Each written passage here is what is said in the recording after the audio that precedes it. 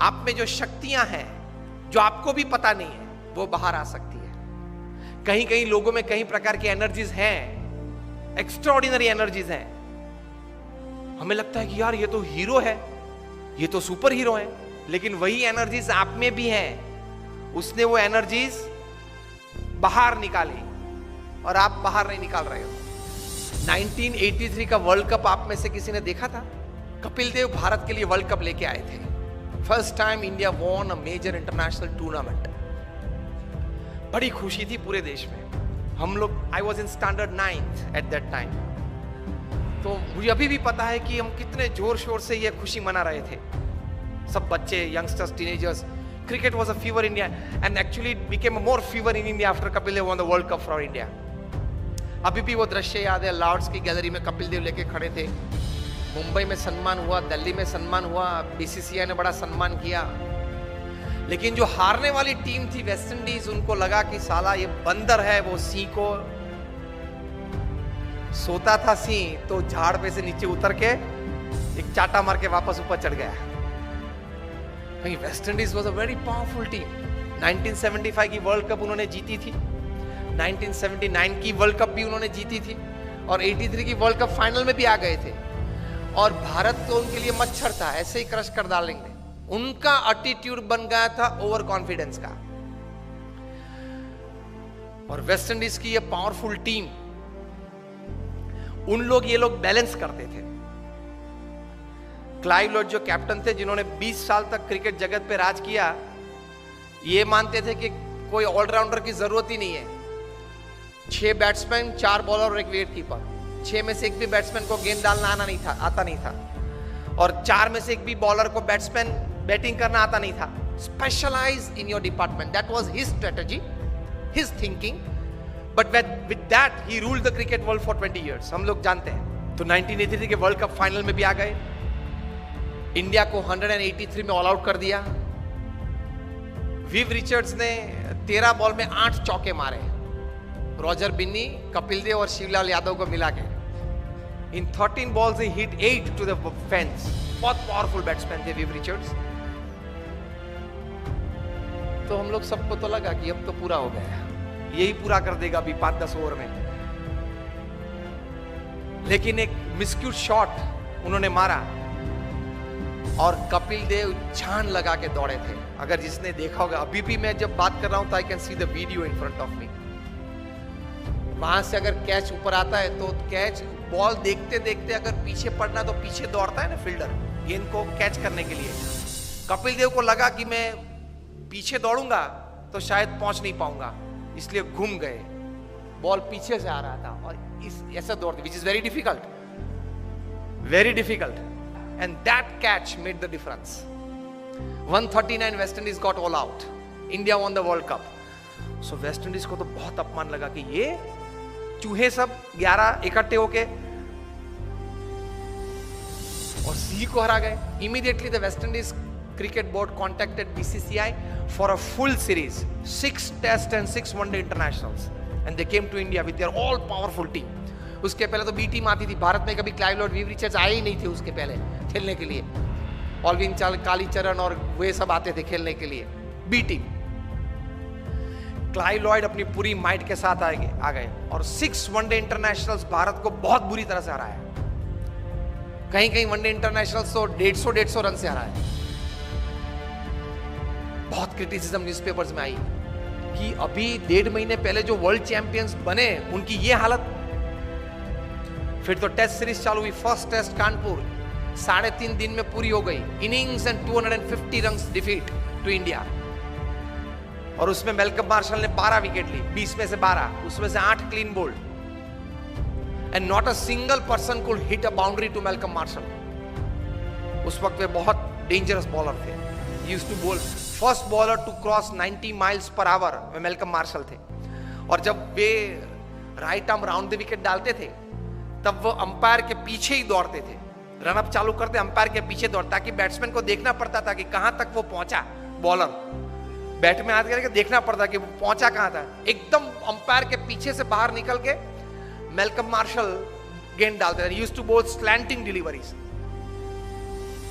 और पीछे डूजोन तो तैयार ही रहता था बड़े ग्लोव्स लेके, caught Dujon ball Marshall, caught Dujon ball Marshall चालू ही रहता था, एक आता था एक जाता था। किसी को भी गलती से भी कट नहीं लगी कि स्लीप के ऊपर से गेंद चली जाए और थर्ड मैन पे एक बाउंड्री मिल जाए, ऐसा भी नहीं हुआ था। Severe criticism in the Indian press, each and every Indian player was heavily criticised कि अब तो जो वेस्ट इंडीज बोलती थी वो बात सही है कि भारत ने बाय फ्लूक ये वर्ल्ड कप जीता, नसीब के आधार से जीता, प्रयत्न से, पुरुषार्थ से, टैलेंट से ये वर्ल्ड कप नहीं जीता है, वो बात तैयार हो गई। इंडियन प्लेयर्स का काउंसलिंग चालू हुआ, मॉरल बूस्टिंग चालू हुआ, पंपिंग चालू हुआ, एटीट्यूड्स बदलना चालू किया। उसमें सबसे पहली बारी आई ओपनिंग बैट्समैन सुनील गावस्कर की। उनका एटीट्यूड बदला कि you have a defensive attitude, you have to change your attitude from defence to attack. If Malcolm Marshall is a great bowler, you are a great batsman. If he can bowl so well, you can bat so well. Gavaskar का attitude change किया because you start the Indian innings, you are the opening bat. आप जिस प्रकार से खेलेंगे उस प्रकार से पूरी टीम खेलेगी, नतीजा पहले से चालू हो जाएगा। And Gavaskar said what? He was counseled, change your attitude from defense to attack. Gavaskar defensive batsman थे, वे टेस्ट बैट्समैन थे, वनडे इंटरनेशनल के नहीं थे। सचिन तेंदुलकर टेस्ट और इंटरनेशनल दोनों के थे, 2020 के नहीं थे। क्रिस गेल है वो 2020 और इंटरनेशनल के है, टेस्ट के नहीं है, अलग अलग रहता है। सुनील गावस्कर को बताया गया कि change your attitude, you will get success. और आप जो बैट डिफेंस करते हो वो जरा stroke, create a stroke on every ball. Marshall is a master bowler, you are a master batsman, the little master उनके लिए पहले नाम था। The moment Gavaskar changed his attitude, his batting changed, results changed, overall outcome changed. और 6 में से हम लोग 3 टेस्ट मैच तो फिर भी हारे, लेकिन 3 टेस्ट मैच बचा सके, वो गावस्कर का एटीट्यूड अटैकिंग हुआ इसलिए। दूसरी टेस्ट थी फिरोज शाह कोटला पे दिल्ली में, West Indies won the toss and send India into bat. और सब बुकीज ने तो ये सोच रखा था कि 7 या 8 विकेट गिर जाएगी लंच के पहले 150 में। गावस्कर का एटीट्यूड बदल दिया था, उन्होंने भी बदला था, क्या? From defence to attack. Gavaskar attacked Marshall from day 1, from ball 1, और पहले ही ओवर में गावस्कर ने 4 चौके मारे। मार्शल अपनी वेस्ट पे हाथ लगा के पिच के बीच खड़े रहे और गावस्कर के सामने देख रहे।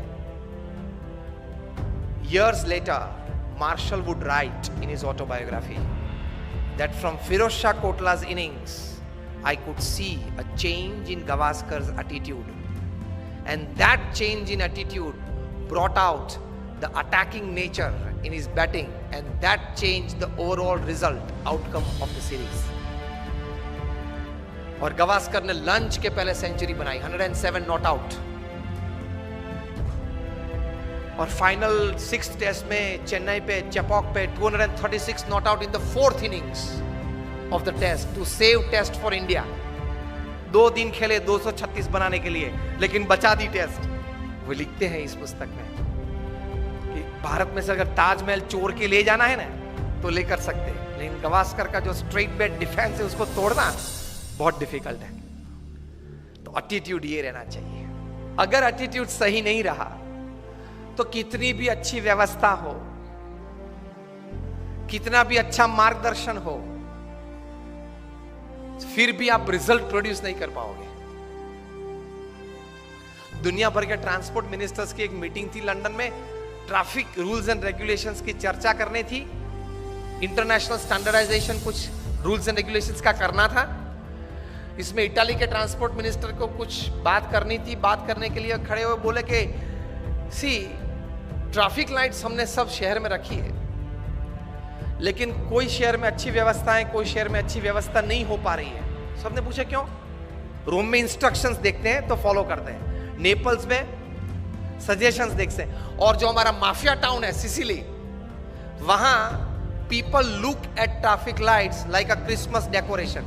लाल पीली अच्छी होती है, मजा आता है देखने में। व्यवस्था तो सब जगह पे थी। रोम में इंस्ट्रक्शंस देखते थे तो अच्छी व्यवस्था थी, नेपल्स में सजेशंस देखते थे तो चलता रहता था, और सिसिली में उसी क्रिसमस लाइट को दिवाली या क्रिसमस का डेकोरेशन देखते थे। लाल लाल पीली अच्छी होती है, मजा आता है देखने में। तो कोई व्यवस्था नहीं थी। व्यवस्थाएं सब एक प्रकार की हैं, रिसोर्सेज सब एक प्रकार के हैं, लेकिन नतीजा, रिजल्ट्स पीपल के एटीट्यूड से आते हैं। इतनी ताकत है एटीट्यूड में। व्यवस्थाएं तो थी, लेकिन परिणाम मिलते हैं या नहीं मिलते हैं एटीट्यूड्स पे डिपेंड करते हैं। तो एटीट्यूड्स में ये ताकत है।